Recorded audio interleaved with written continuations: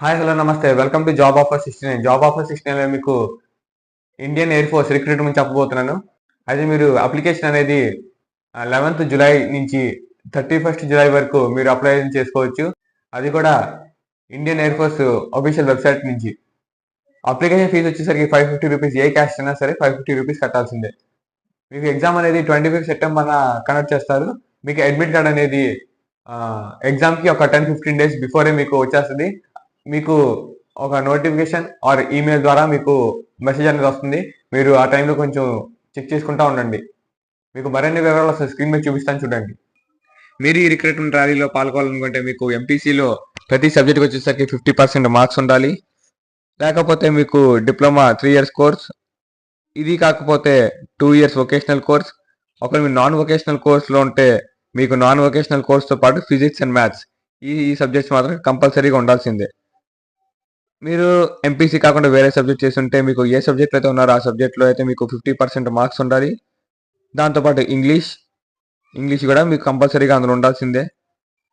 ఒకవేళ మీరు 2 years vocational course చేస్తే వొకేషనల్ కోర్స్తో పాటు ఇంగ్లీష్ కూడా కంపల్సరీగా ఉండాల్సిందే. ఈ ప్రతి సబ్జెక్ట్లో మాత్రం మీకు 50% ఉండాలి. ఎగ్జామ్ టైమింగ్స్ వచ్చేసరికి ఎంపీసీ వాళ్ళకి సిబిఎస్ఈ సిలబస్ ఉంటుంది. మీకు టైమింగ్ వచ్చేసరికి 1 hour ఇస్తారు. మీరు ఎంపీసీ కాకుండా వేరే సబ్జెక్ట్స్ అని ఉంటే దానికి మీకు English, reasoning and general awareness ఈ 3 సబ్జెక్టుల మీద మీకు 45 మినిట్సే టైం ఇస్తారు. మీరు అక్కడ ఈ 2 సబ్జెక్టులోనూ ఉంటే మీకు 85 మినిట్స్ టైం ఇస్తారు. అన్ని సబ్జెక్ట్స్ ఉంటాయి.